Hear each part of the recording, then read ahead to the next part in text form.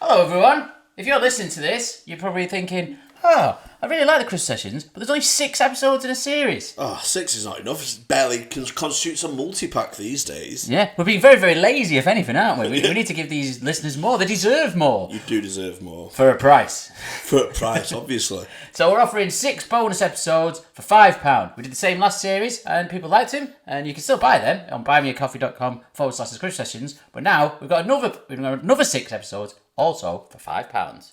Please buy and keep us in lovely premium Chris Light Space Raiders.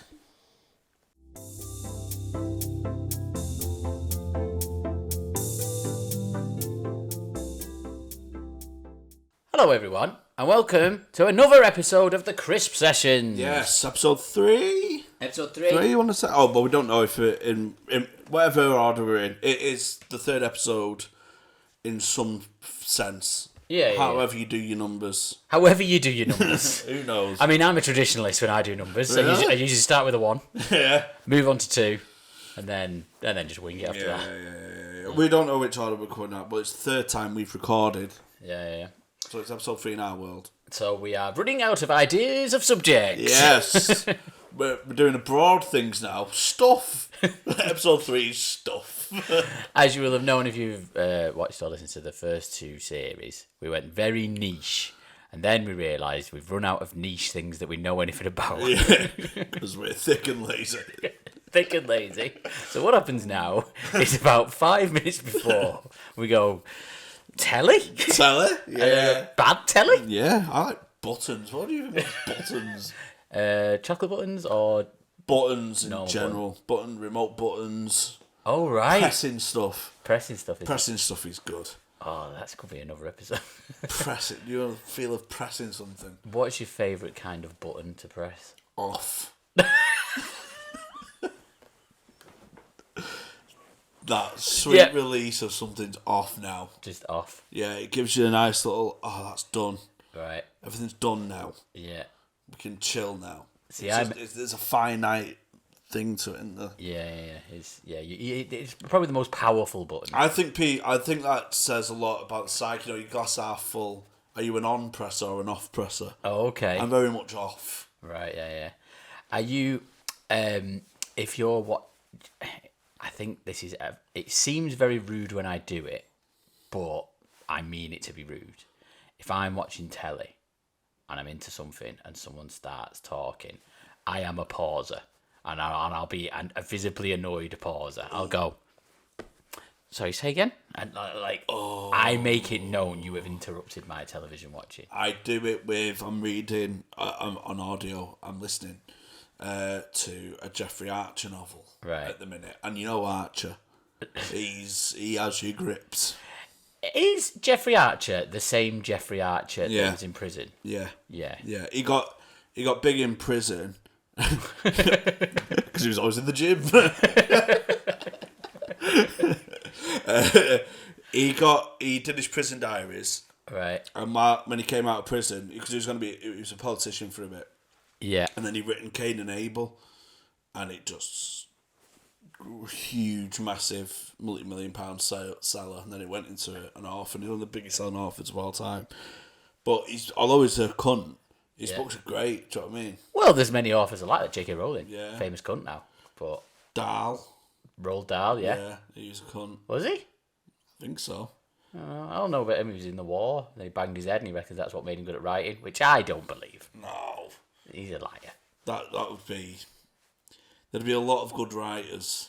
I don't think there's that many writers. That's how you become a writer? Yeah. By getting injured in World War II? Yeah, I was a good writer. I got gifted and talented English in year 10. Maybe that's because my mum fell down the stairs with me. Maybe, So maybe it was that. I got something published in a book.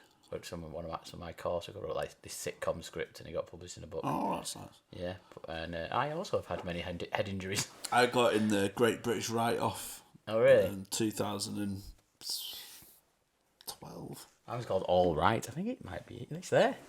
Still got it. It's one of the very few books that I've kept in my life. Yeah, so I pause audio books if someone's talking and I'm listening. Yeah. Not in a rude way. In a way that I don't want to be rude to Archer. Right, yeah. I'll like, yeah, we'll have X, Y, Z for tea. Yeah. And I'll replay it. Oh, podcasts and audiobook. Yeah, you can't miss any of that. No. If I'm listening to a podcast or audiobook, I have to not be doing anything else. Yeah. Like, nothing that can... No reading or listening to anything else. What's bad with an audiobook is I listen to it in bed, and if I fall asleep, I'll wake up and I'm like 13 chapters in the future. Oh, so I have right, to instantly go back. Go back. Who the fuck's Molly? So. See, I wouldn't do that. If I'm listening to a podcast or audiobook, it's gym, walking, driving, when I just need something to think about rather than my own thoughts. Oh, yeah. Because that is terrifying, your own thoughts. Oh, yeah, you can always laugh along with them. No. I think I'd pay extra for a train ticket if I was running late for a train. I've got 1 minute to either get the train and then realise I've not got headphones. I'll go and buy some headphones. Oh, yeah, I've done that many times.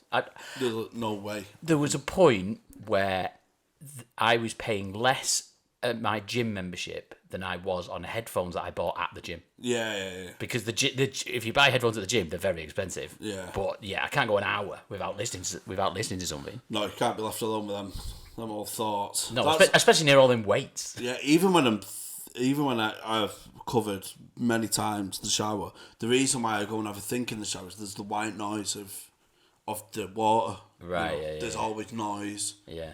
Can't live in quiet. No. That's why it is annoying when you are watching trash TV. Yeah. And someone's interrupting that escapism to bring you back in the real world about the bins or... Yeah. Or something hypothetical that Lauren doesn't do.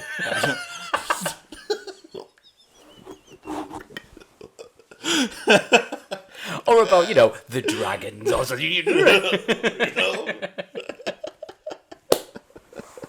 Oh, that was a bit close. Is it a running argument with you about bins in your house? No, not really. I mean, I am really happy that I am head of the bins. Okay. Because I don't do any... I say I don't do anything. I try and do things. It just goes wrong. But there is breaking news. We use Gusto. Yeah. Plug, if you want to use... We'll try and get sponsorship from Gusto. Yeah, I mean, we've done very well to attract sponsorship so far. So Lauren tends to do them. I can balance a flavour. Right, yeah. Yeah, I can taste and go, oh, that needs a bit of salt or whatever.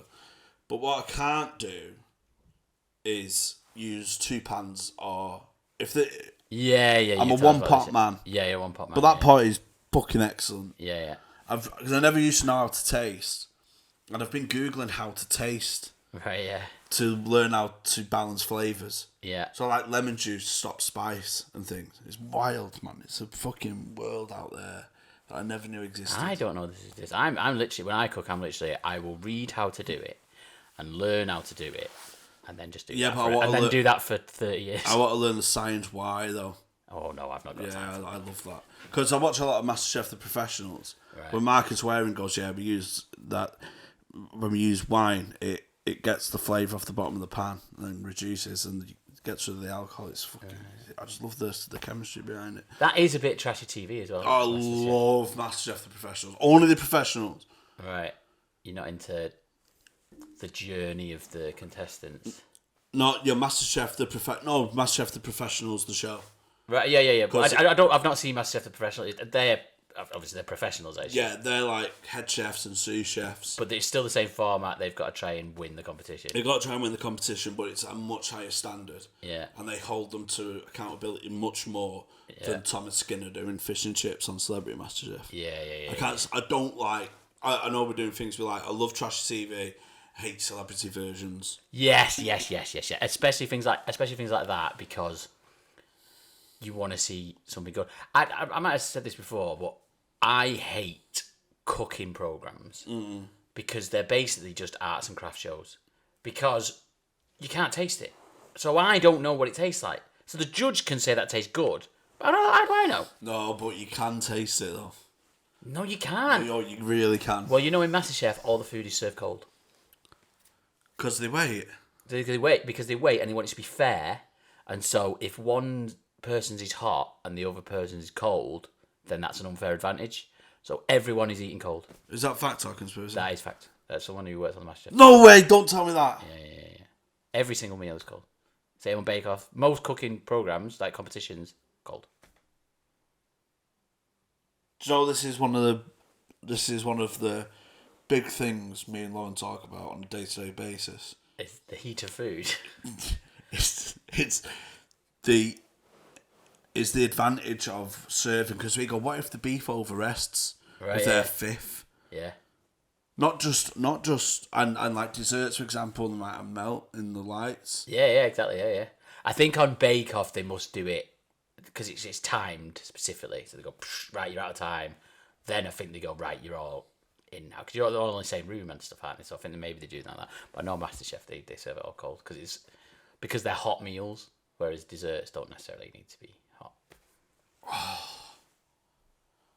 This is what I mean, man. Just nothing's true, is it? The world is a lie. The whole of TV is a lie. Every single TV show is based on lies. I'm fucking hurt, man. I'm fucking hurt. It's not really. It's all warm and it's all lovely. They all have a lovely time, and all the judges tell the truth. And it's not based on who would be a good character to get to the final. It's definitely not based on that. That's why I don't like food shows, man, because it's just a lie. Like they can just say that it tastes good when it doesn't. They can definitely say this one looks the best, which they do Bake Off a lot, that is essentially what that program is what one looks the best. Well, they take presentations to count MasterChef as well. Yeah. But oh my god, man. Yeah. I really don't want to know that. I feel like in the Masked Magician on Sky One. Yeah. I didn't want to know you had an elephant behind a green screen. Oh, maybe I should do that as a TV show. Yeah. Just the mask show. The secret of all TV shows. Yeah. Like producers on Love Island have heard just say, go on, I wouldn't have that off him. Yeah. Come to Mama Slag. Yeah. Naked Attraction, they're all wearing costumes. Yeah. They're not really naked. We tried to get my mate on Naked Attraction because he's really good at handstands. He said you just go in doing a handstand, and the first thing you're going to see his face, he goes, hello! That's funny. That's so good. Oh, I've been watching Bad Boyfriends. Oh, okay, I've not seen that. That's good. It's like a new ITV2 sort of filler waiting until Love Island comes around, basically. Yeah.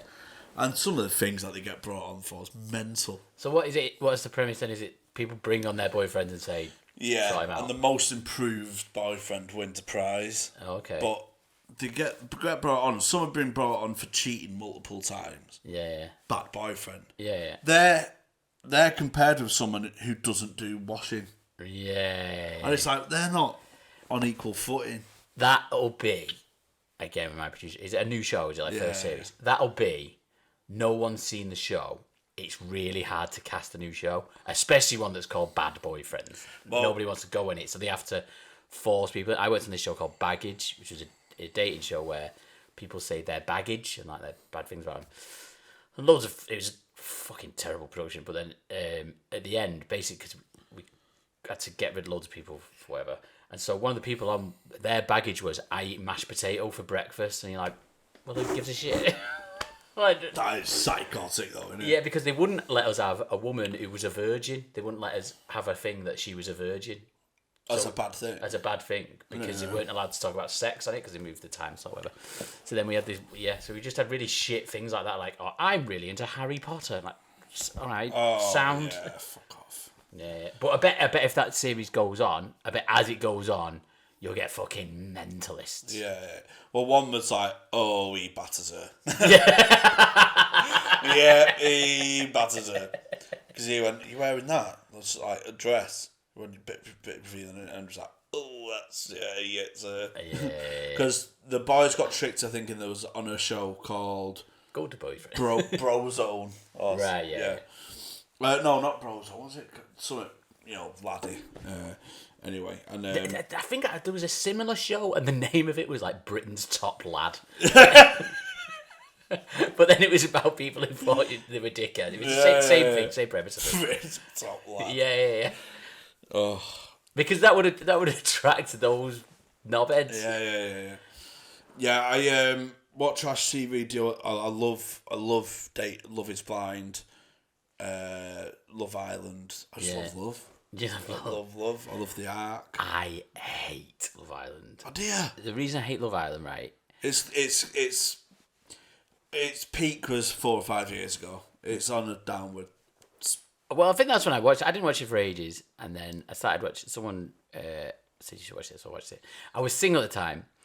I remember just being really annoyed that the whole program is who can fake being a couple the best. Yeah. Like if you because they have to be in a couple, right? Otherwise they're out. So you've just got I'll go with her then, and that's it. It's just a fake thing. Yeah, there's some good arcs in it, but if you want to win it, you have to have a dip.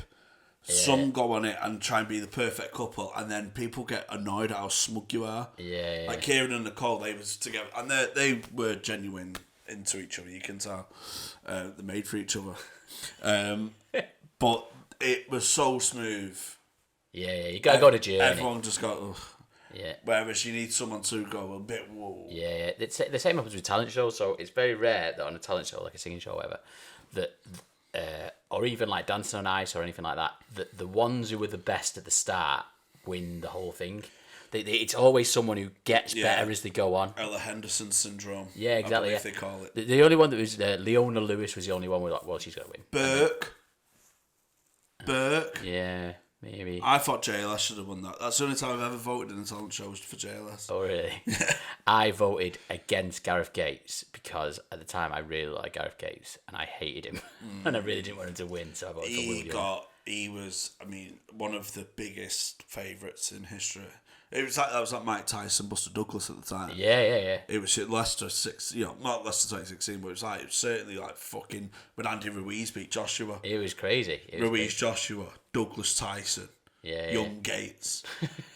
But what people didn't take into account is because the way their voting system worked, Darius Dinesh was third.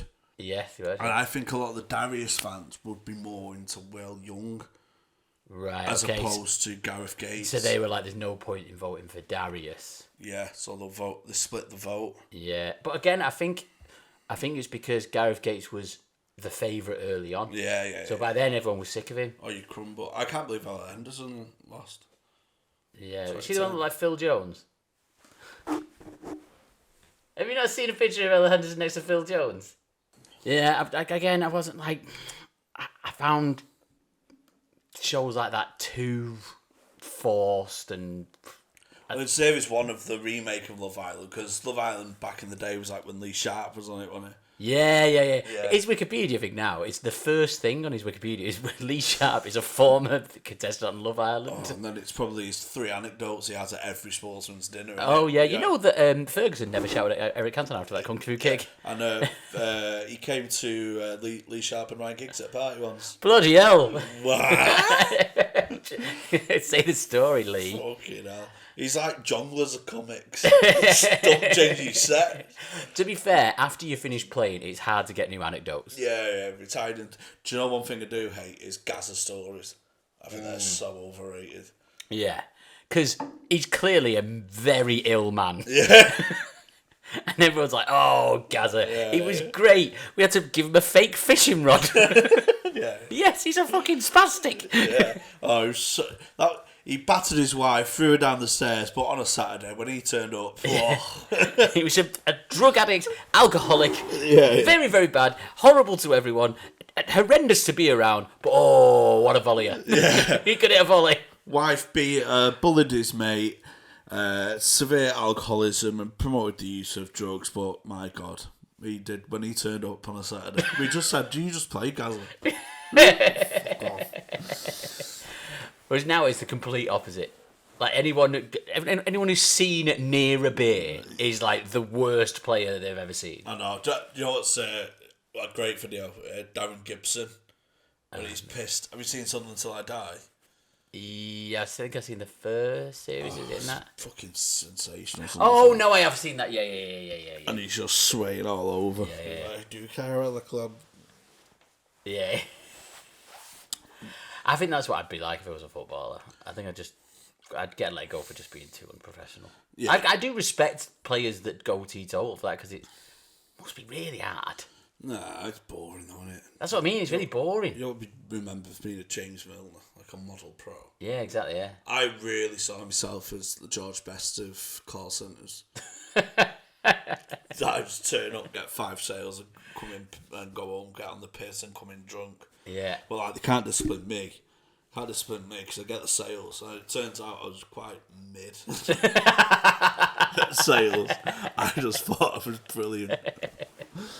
I did a very similar thing. I remember working at a call centre, and I'd been out the night before. I'd not been to bed. It was a Sunday, and I turned up, and I swear to God, I looked at my screen and I couldn't read. Like, I couldn't even decipher what the words were on the screen. I was like, "This is going to be hell." And then it was if you got 3 sales, you could go home, which was very, very difficult to get 3 sales. The British guys, very difficult. And by some absolute miracle, first 3 calls, sales. 45 minutes, I was done. And I was like, this is a sign from God that I can go to bed. So I said to the boss, like, I've got 3 sales. He went, well, you can't go yet because that's ridiculous. But wait half an hour and then you can go home. Right. What's half an hour? Because it was an unofficial rule. Like, none of the other teams did that. It was just this boss was like dodgily doing it. So I was like, all right, sounds. So waited half an hour or whatever. And then I was on the way home. I was like, I can't wait to go to bed. And then my mate rang me and went, are you coming to the pub to watch the football? I was like, yes. 100%. Straight in the same clothes. Yeah. I did one where we had a thing where you could lend hours off yourself. Oh, okay. Do you know, like, so you go home on Wednesday at 3, but you have to come in Sunday 10 while 2. Yeah. And we was going out Saturday. I went, yeah, but it's 10 while 2. Yeah. Oh, no, not even 10 while 2, 10 while 1 I had to do. Oh, that's it's not even a morning shift. 4 hours is nothing. Yeah. I can do 4 hours. Well, that's 3 hours. 3 hours. I can do that handstands. Yeah. Hungover, it's 3 hours. Yeah. I didn't sleep, came straight in from town. Yeah. And just rattling. I had one phone call and just couldn't speak coherently. Do you know, like, where she's going, I forgot all the rules and, asking simple questions like, does my breakdown cover take me all the way home or just to a garage? And I'm just like, we'll pick you up. And I ended the call. I went, right, I'll go and have a comfort break. I had a comfort break, went toilet, fell asleep on the toilet, come back, and I had another phone call and just buttoned them. And then I just went on, like, technical fault on my phone. So, no managers were in because it was a Sunday. Yeah. I just went, I'll just deal with that on Monday. And they came in on Monday with an email. Went, you had a 3 hour shift in, you used 2 hours 45 in breaks. I just couldn't do it. He went, right, you owe another 3 hours. So I'll say that. I saw. So when I chose my shifts at this college, it was when I was at uni. Doing a master's degree, so I finished uni. And so I did Monday to Thursday every night, and then I did a Sunday. And the first week, I was like, well, I'm not gonna not go out on a Saturday because then my whole weekend is gone because I can't do anything on a Sunday. So I'll just go out on Saturday. And then I thought it was a personal campaign that I was going to be as hungover as possible on that Sunday and just be the shittest employee they've got because I was annoyed at them for giving me a shift that I needed. That'll show them. Yeah. I'll just be in agony for 5 hours. The big trashy TV that I like is Married at First Sight. Oh yeah, I love Married at First Sight. I like it for a bit, and then. But have you watched the Australian one? I watched the one with the horse racing commentator who's like very traditional. Oh, I don't think I saw that series. So the Australian one is really good, and they're all mental, obviously, because they only cast mental people. But it is so long. They have so many episodes. It goes on for ages, and it does drag out. But yeah, I really like it that out. And so people always have a go at Jeremy Kyle and stuff, which the people know I used to work on. And it was bad, Jeremy Kyle. I think Married at First Sight is so much worse. They get them so pissed at them dinner parties and just like, well, why don't you tell them about this that you hate? And why don't you tell them about this that you hate? And why don't we all put our secrets in this box and then we'll open it and read it? And I like how, I think it's just human nature, where they have, we're the best couple vibe. Do you know what I mean? Where they try and be the alpha couple. Yeah. And besmirching other couples and stuff. And getting involved with other people. There's one on Bad Boyfriends where she advised, you're on this show yourself. Do you know what I mean? Like, you can't be all this high and mighty about giving advice out. And it's same with Married at First Sight, do you know what I mean? Where they're like, you should do this and you should treat her right. And like, you're being a cunt yourself. Yeah. One thing I will say, the downfall with Love Island is they've restricted the beer and got rid of smoking. Well, the beer will cause less arguments, but the restricting the smoking may cause more arguments because they'll be all stressy and angsty and stuff. But it was good to see a smoking area to like bitch at someone. Oh yeah. Plus, it just looks cool. It does look cool. It does. It is the coolest horrible thing. Just smoking and it's like, he's a cunt, innit? Yeah. And just having a laugh and getting pissed and arguing. Why have they got rid of that? Yeah, you got to keep that in. I think go even further. Like, start giving them Coke. Oh, you should have. Yeah. It's Coke week. Yeah. It's under strict supervision, but I think they must be able to do it. During the days off, where they it's filmed like 6 nights a week. Right. And on one night a week, they'll probably get to go out and watch an England match or something. It's just just get on here, but just don't kick off. I think they probably encourage it because then they're more hungover, and then maybe they're going to be even more argumentative, or something's going to happen. That definitely happens on the Australian Married at First Sight. They've brought that in now, where things that have happened on nights out, they'll bring that in, and like news stories have happened and stuff. And they brought it in. Married at First Sight. It's coming back, isn't it? I think it's back next week. Oh yeah, English version. He'll never end that. Do you prefer Australia or England? To be honest, I've watched so many of them now. I'm like, I don't want to go through it again because again, it's so formulaic and this is the bit where they do this, and this is the bit where they make. Well, I watch it to a point, but I never watched a conclusion really. Yeah, it gets really boring because it gets like, they're just in love now. Yeah. Whatever. The best ones is the first few weeks when there's an absolute mentalist in there. Yeah. And then they leave, and you go, nah, I keep watching it for a bit. Yeah, that one with the neck tattoos where he's like.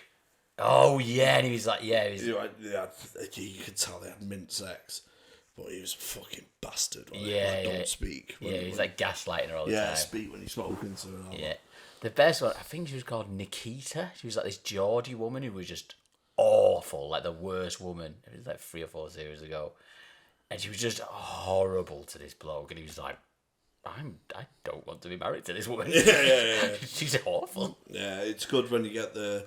Because I, when I was watching one of the first couple of episodes, I slagged off that George. Oh, yeah. Best mate now, isn't he? Yeah, and then he ended up on the pod. It was only after a couple of episodes I watched it where he was painted as a bit of a villain. Yeah. Or a bit seedy or whatever. But then he went on a bit of a hero arc. Yeah, he did. Yeah, because he did start as a prick. What was he doing when I was a prick? He was just saying, what a woman with big tits. Oh, that was it, yeah. Yeah. Was it like he wants someone who's been to like big boob universe or something stupid like that? Big tit universe. Yeah. So everyone's like, this guy's gonna be a tit. Then he had a little hero arc of his own, didn't he? Yeah. And his missus was like, didn't want him to play video games. He was like a gamer, wasn't he? Yeah. And she was like well against him being a gamer. Yeah, and she was a bit prudish. Yeah. Every time I watch it, I fantasize about my own arc in there. Right, yeah. Where the girl's really mean to me and stuff. And then one of the other girls who I'd not been previously matched with comes and, we save each other. Right, okay. But then you'll be the villains who cheated. No, we're like, they deserve each other. I think your arc is you get cheated on and you're very sad about it. But then that other girl comes and she's been cheated on as well. And so then you two come together, then she cheats on you.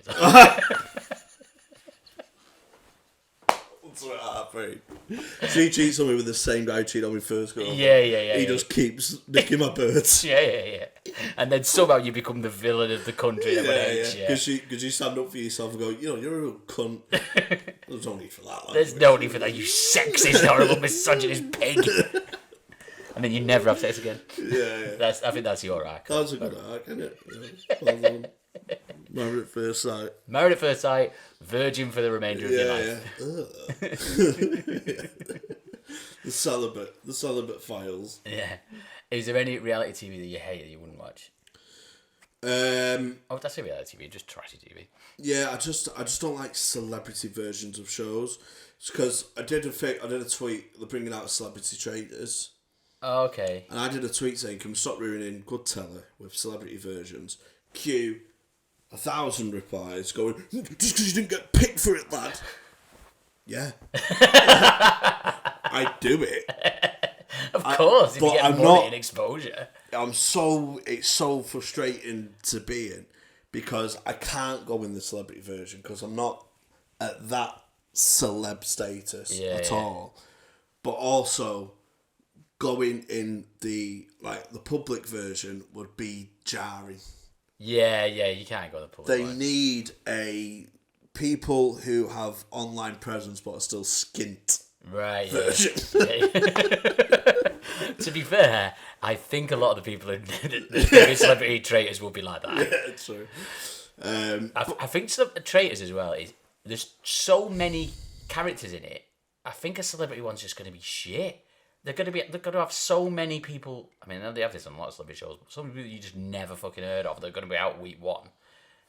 And plus, you don't get enough screen time for the big names to go, "I'll do that," unless you get to the final. Especially with the traitors, because where's the jeopardy? Yeah, exactly. Yeah. People are getting their morals tested to get money. Yeah. It's life changing. But the celebrity one's going to be for charity, innit? I know, but it's still not Well, exactly. Yeah. So the jeopardy's not there. Yeah. Who gives a fuck? I don't give a fuck about children's ward. Exactly. I just want to see I just want to see a scaffolder go on holiday. And also, if if you go, "I'm doing it for my charity," but you're also fighting against the other charities. Yeah. Which is much worse, really. You're denying loads of other charity. Like, if you did your charity and it's like, "Oh, I'm doing mine for, I don't know, people who can't walk," and then someone else going, "I'm doing mine for blind kids." Like, well, don't beat them, because blind kids is more important than that. Is it? I think I'd rather not be able to walk than be a blind kid. What if they're born blind? They're used to it. What if you've had the ability to run and now you sat down? Yeah. Well, you can't miss what you've never had. Yeah, but you can look back at the times, your good times. You couldn't if you're blind. You couldn't look at anything, could you? You couldn't look back at anything. Can't even reminisce as a blind. You couldn't look forward to anything. You can't look deep within yourself. He's mentally blind. He's emotionally blind. Yeah, you can't look on the bright side. Yeah. So I'm going. Yeah. Being emotionally blind is a good show. But you just can't look on the bright side. I'm doing this for emotionally blind people. I'm doing this for Freddie Quinn. To teach him about empathy. But they are competing against other charities, so you can't. Yeah, like you said, there's not as much jeopardy there. I feel like that on the Chase as well. They always take mad risks on the Chase on the celebrity one because you're like, I've got my exposure. I don't care. And they're getting a fee. I got $2,000 appearance fee, whatever it is. Yeah. Oh, I'll tell you what. And the questions are definitely easier on the Chase. Oh, no, yeah. They say they're not, but they definitely are. And they'll have sport questions for a sports star. They'll always ones that'll just link into their career. And stuff. They I'll tell you what I do love. The Carl Hutchinson's got a bit on this, so I don't want to butcher it. But the disparity in gifts on American and UK versions of shows, particularly Undercover Boss. Oh, right, yeah. So I watch Undercover Boss. I love Undercover Boss. I am obsessed with Undercover Boss. It's one of my favourite shows ever. Yeah, it's superb. I mean, I'm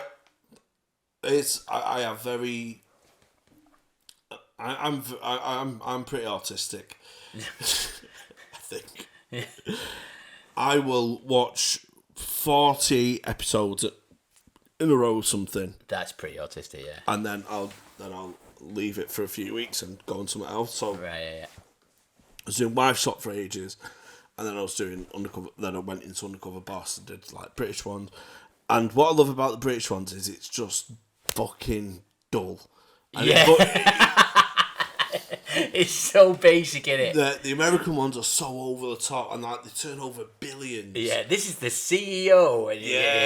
And it's like it's a franchisee model, and they get like $100,000.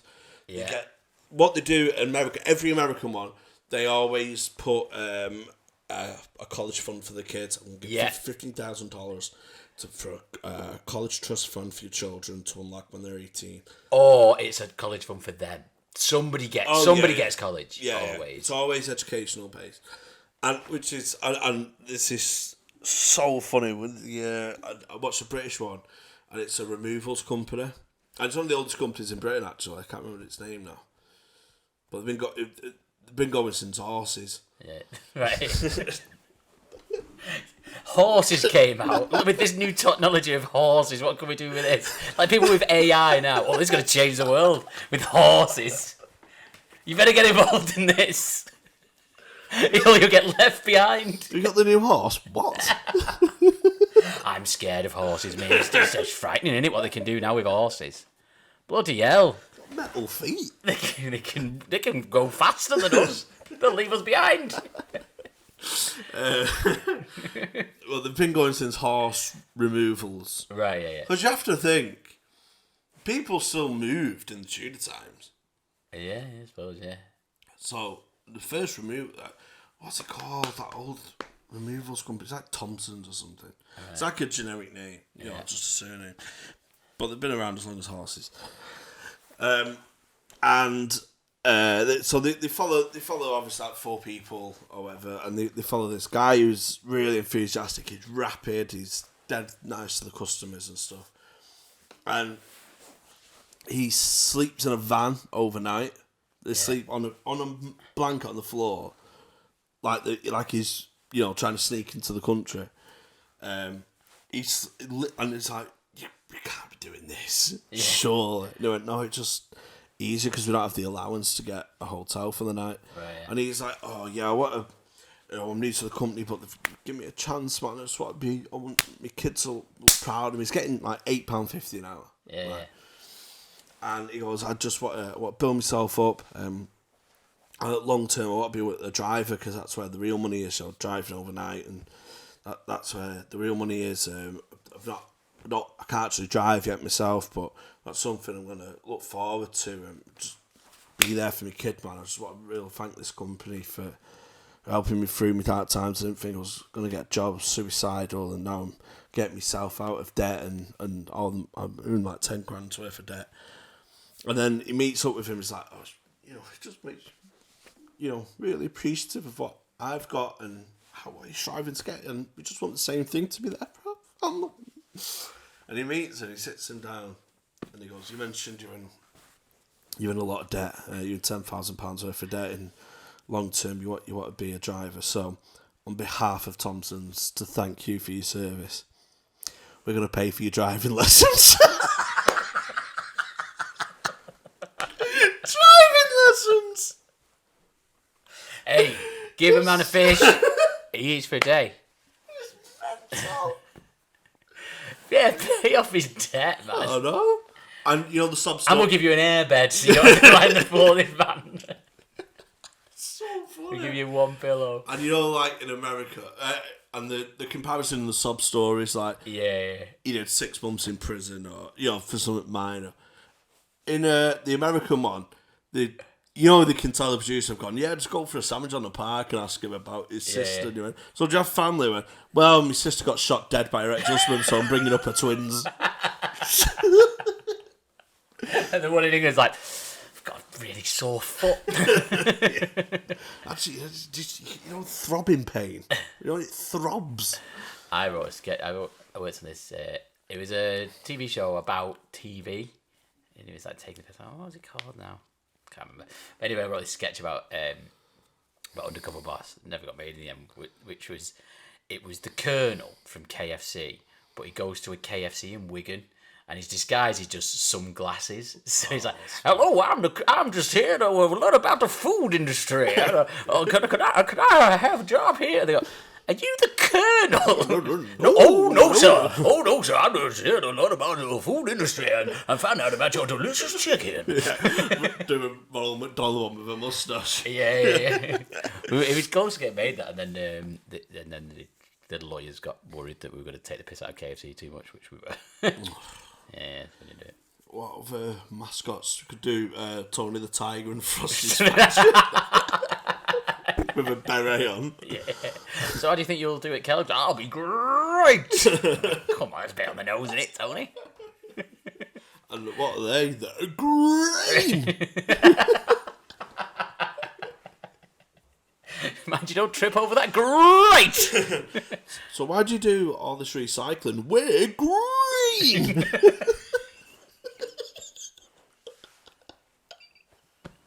So you go, why for whatever? No, I'm grey!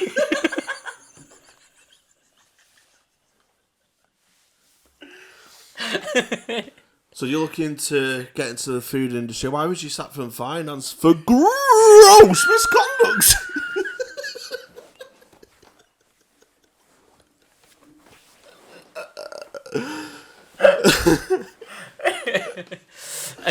So what are you looking to get promoted quickly? No, gradually.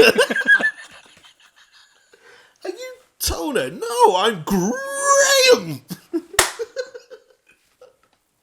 Okay, then. Come here, Mr. the Tiger.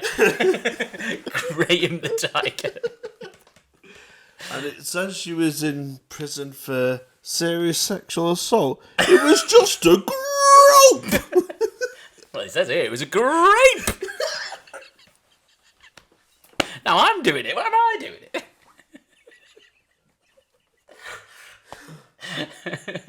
Oh, that's horrendous. Oh, we're making that. Oh, Tony the Tiger. Right, we're doing a whole sketch series, which is just mascots going undercover boss of their own place. What I love about Undercover Boss as well is when the key to Undercover Boss to get a good prize is, I've seen it people slip up so many times with, oh, that's Dan Birkenhoff. Right. That's Dan Birkenhoff, that's Dan Birkenhoff. And then the producers hear him and they go, Birkenhoff? Sounds like anti-Muslim. Sounds like a good CEO name. Why is Birkenhoff? Oh, I'm thinking of Birkenau, the concentration camp. That's Dan Birkenhoff. He owns this concentration camp. They're on Undercover Boss. Just learning what it's like. Yeah. Just go to the day-to-day. So how do you turn on the showers? and he's like, and you treat these with contempt, and or you beat them up, yeah. And one of the SS is like, well, it's by the rules you're meant to, but I had to like see some of these Jewish people as people, really. He's like, he's sacked. Just shot in the head, taken to the back and shot. So we had to let him go. They let him go of this top. Yeah, Undercover Boss. In a concentration camp. They're some stories. Yeah. That's a sub story. It's like, my gun jammed and I had to kill this dude with bare hands and spray me thumb. I actually want to be in the SS. They don't have the money, so I work here for that. That's so stupid. Well, the key is not to let on that you know. Yeah. There's one of the British. But they all know. Like, it's mental that they wouldn't know. I know, but the key is to not let on that you know. Don't say it to anyone, because you just have this is Undercover Boss, this is Undercover Boss, definitely. Yeah. And then as soon as you say that, you've ruined it for yourself. Yeah. Because you'll get less of a prize. Yeah. And one of my favourite ones of them knowing and not letting on is it was a big man on one of the UK ones, and he's driving along and he goes, "Do you like working here?" It's just a joke question like, "Oh, do you like working here?" He went, I absolutely love working here for like Biffa Bins. He went, I give my life to Biffa. I'd love to take my kids to Florida one day.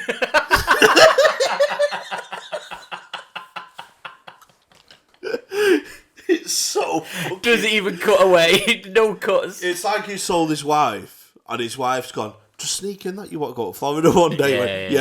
I'll do it, don't you worry. All subtle Steve's on the job. So funny, so out there. I love working on the bins, but what I really love is 10 grand. And do you have a lunch break? Yeah, I bring my own sandwiches, but I'd love to eat food in Australia for a fortnight.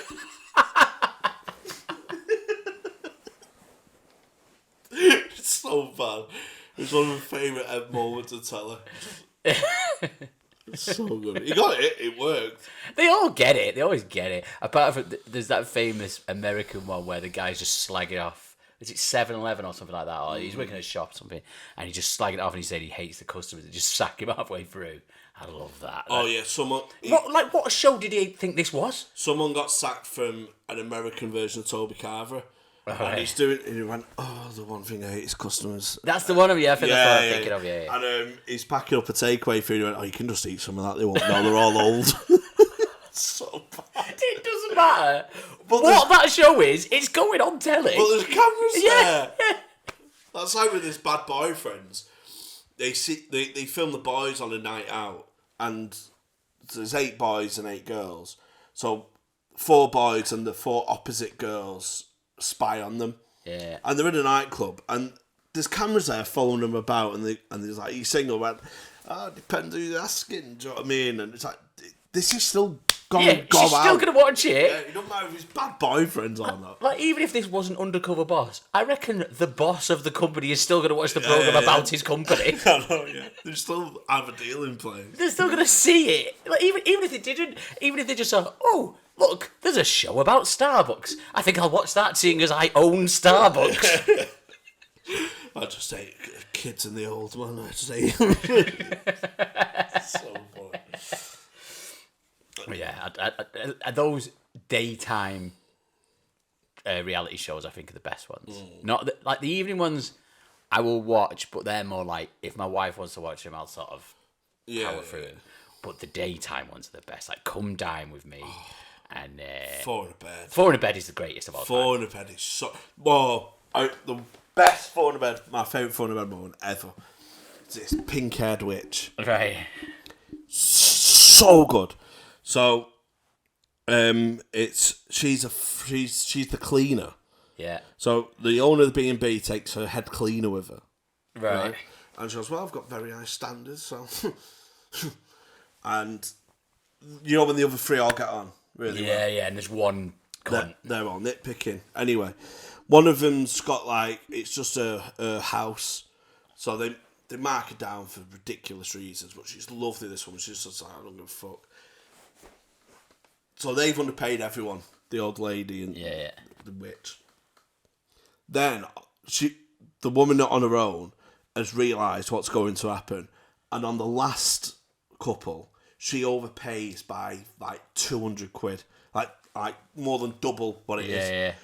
Just so they get 115%, as opposed to their 99%. And they are fuming. They go, overpaid just to ruin us. It's an absolute disgrace. It's so good. It was gripping. That sounds amazing. Because they think they've got away with it as well. They're being all smug, like, we've underpaid everyone. We're going to get away with it. And then the very last thing, she goes, you've overpaid us by 200 quid. That means they won, and they were fuming about it. Refused to shake hands and everything. I love that. My favourite moment, you've probably seen this one, is the guy who wears a top hat, and he's like obsessed with technology, right? And he's like, it's every time he's the last one to have his hotel, and everyone who goes, he goes, what's your Wi-Fi like? Checking the signals and stuff. Technology. Always orders the poached eggs, which is the sign of a cunt on 4 in a Bed. If you order the poached eggs, as delicious as they are, you're looking for something to moan about, right? Yeah. He moans about every poached egg, and he says, My poached eggs are always perfect because I use technology. I've got this thing that makes perfect poached eggs every time. And he goes on about it and goes on about it and goes on about it. And then when it's his turn, the thing breaks and he doesn't know how to make any poached eggs. So he goes and they've all ordered him because he's been banging on these poached eggs for all week. He goes, really apologise, but we've not got any poached eggs today. And it's like, because our technology's let us down. They're all like, did you use a pan? What do you mean the technology? Did you use a pan? One thing I do on Four in a Bed. Oh, well, I say I do because I always put myself in how I would act. Oh, I've been to B&Bs where I've pretended I'm on Four in a Bed. Yeah. Like, yeah, my brother does that. Yeah. My brother does that. When he stayed in a Premier Inn in Watford and just filmed himself going round the house. Oh, around the room. I don't film myself. I just do it as a joke, really. No, he does it like seriously. That's a special we should make. Yeah, Four in a Bed. I did. So I put myself in like how I'd act and interact with this particular group. One thing, again, just simple reality mistakes, is when they brag about being a chef and how good their breakfasts are. Under promise. Yeah. Just under promise. Yeah. Don't say it's going to be the best. Say it's just say, well, we like it. Yeah. I mean, yours is lovely. I mean, I hope I live up to your standard. Yeah. You just got to play it humble and over deliver. The word I think the best place to be on that show is first. You do yours first. Yeah. So that everyone can shit all. You find out who's going to shit all over it and go, I'm going to shit on theirs or whatever. And that's exactly what happens. People go out for revenge. But if you go last, oh, you're fucked. Because if you've been a dick to everyone else... It depends how you've acted, though. Yeah, if you're very nice, then maybe everyone will be very nice. But then you also know, by that point, someone's going to be a cunt on it. And so... This is one of our big contentions in our house, me and Lauren, is I'm an honourable man. Right, yeah. So we play Dress to Impress. We play Dress to Impress. Oh, do you know what it is? Have I played Dress? I don't think anyone has played Dress to Impress. So do you know what it is though? Is it the dating? No. What is it? It's you Dress to Impress. You're in a shop in a like a salon site boutique shop as a character. Yeah. There's like 8 people in your server, so in your group, and you get a theme, and you have to go out around the shop and dress to that theme. So say the theme's graduation. Yeah. You go and pick a gown out, and then you pick your hair and you know your glasses and stuff, and then at the end you get 5 minutes to dress yourself, and then after 5 minutes you do a catwalk, and you vote on the other people. You can play it unisex. Men can play it too. Yeah. And so you dress up, and then you do a catwalk, and you rate the other people in your server out of 5. Right. Now Lauren just votes 1 star for everyone to try and get the stars in. Right. But I go, well, what's the point in doing it then? Yeah. What are we playing for here? Yeah. Do you know what I mean? And my big argument is we should vote honourably. Even if we don't win, we're losing fairly. Whereas she's all about the win. Right. Do you know what I mean?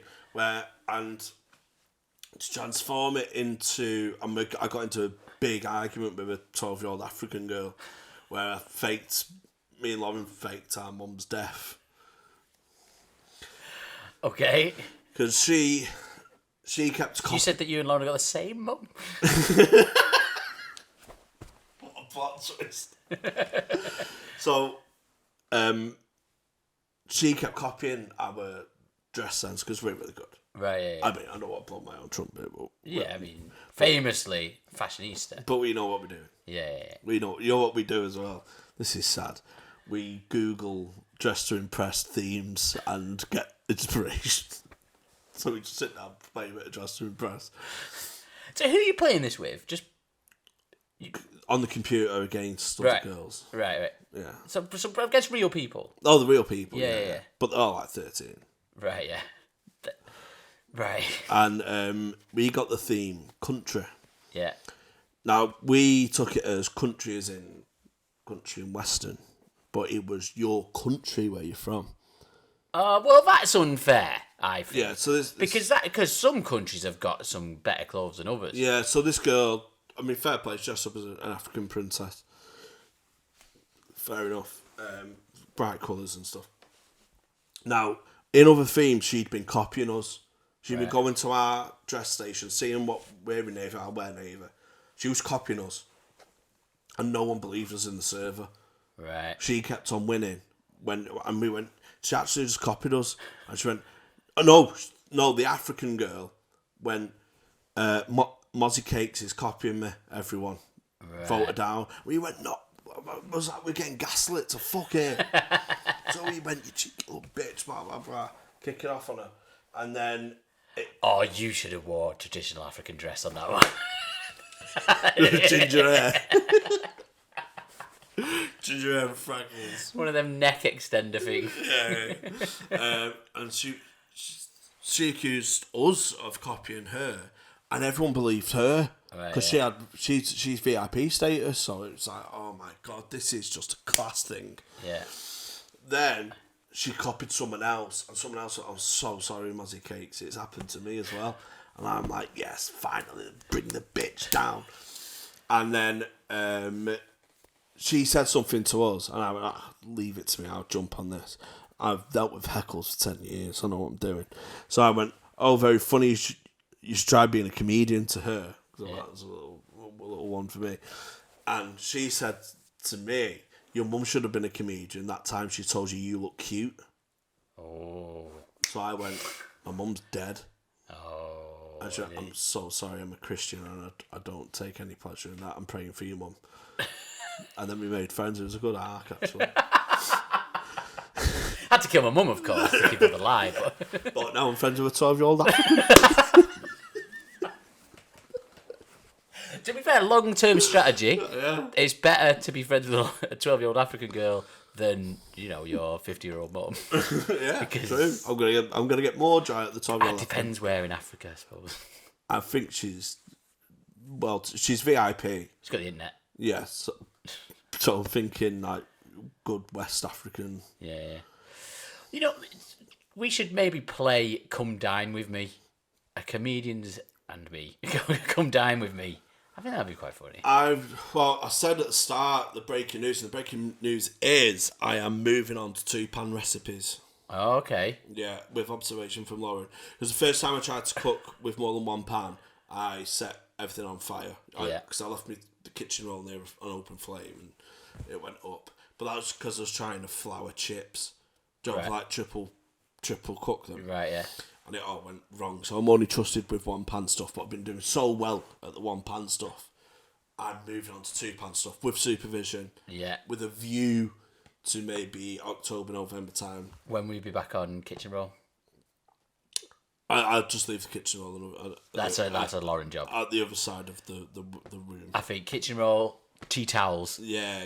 Just stay away. You stay away from that. I'm just because I'm so. Anytime another hand has to come into play, it's fucked.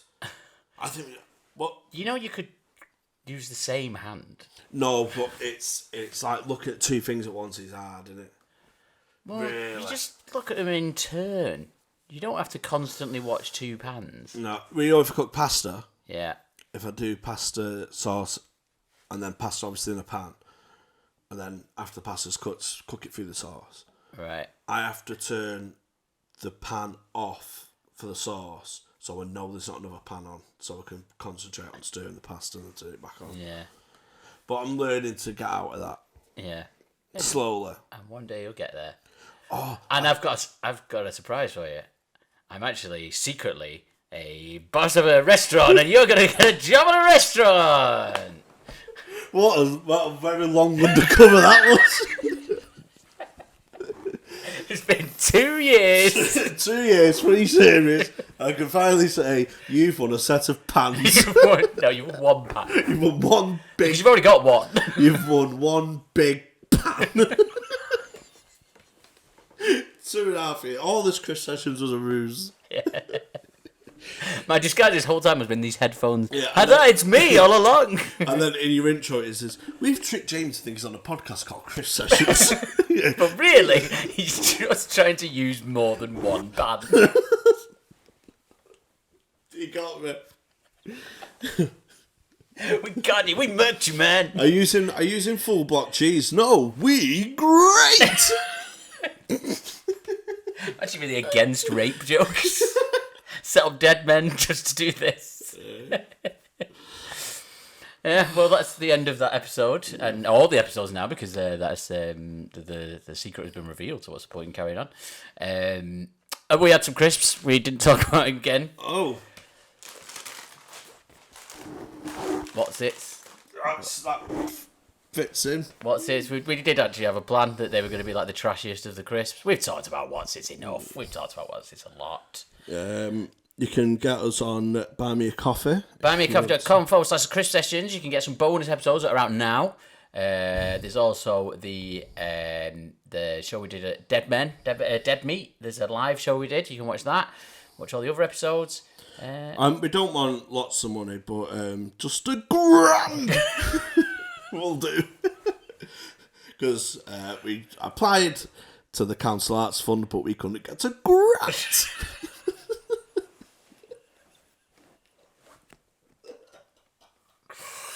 Oh, yeah, bye. Bye.